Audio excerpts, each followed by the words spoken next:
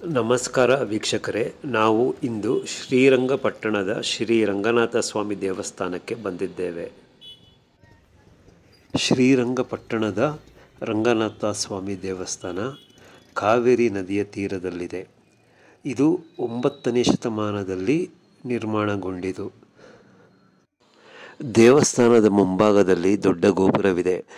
ಅದರ ಒಳಗೆ ನಾವು ನಡೆದುಕೊಂಡು ಬಂದರೆ ಕಲ್ಲಿನ ಕಂಬಗಳಿದ್ದು ಅದರ ನಡುವೆ ನಮಗೆ ಗರ್ಭಗುಡಿ ಕಾಣುವುದು. ಗರ್ಭಗುಡಿ ಒಳಗೆ ಶ್ರೀರಂಗನಾಥ ಸ್ವಾಮಿಯು ಆದಿಶೇಷ ಎಂಬ 7 ತಲೆಯ ಹಾವಿನ ಹೆಡೆಯ ಕೆಳಗೆ ಮಲಗಿರುವುದನ್ನು ನಾವು ಕಾಣಬಹುದು.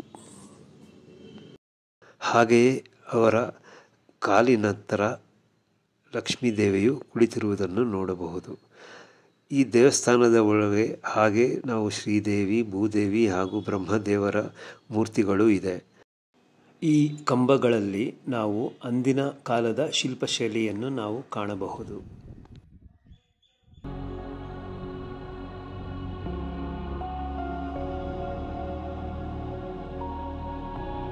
ಹೊರಗೆ ಬಂದರೆ ನಾವು ಹಸಿರಿನ ಹುಲ್ಲಿನ ನಡುವೆ ಅಲ್ಲಲ್ಲಿ ಕಲ್ಲಿನ ಮಂಟಪಗಳನ್ನು ಕಾಣಬಹುದು. ಇದು ಬಹಳ ಸುಂದರವಾಗಿದೆ. ಮತ್ತು ಈ ದೇವಸ್ಥಾನ ಪಂಚರಂಗ ಕ್ಷೇತ್ರದಲ್ಲಿ ಒಂದು.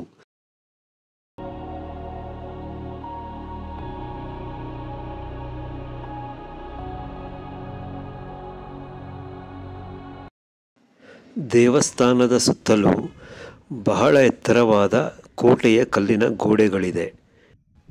ಈ ದೇವಸ್ಥಾನವು ಸುಮಾರು 3 ಎಕರೆ ಜಾಗದಲ್ಲಿ ನಿರ್ಮಾಣಗೊಂಡಿದ್ದು ಬಹಳ ದೊಡ್ಡದಾಗಿ ಸುಂದರವಾಗಿದೆ.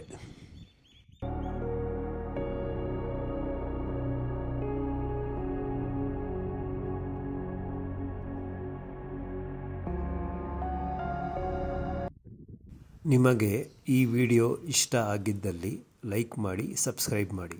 Thank you.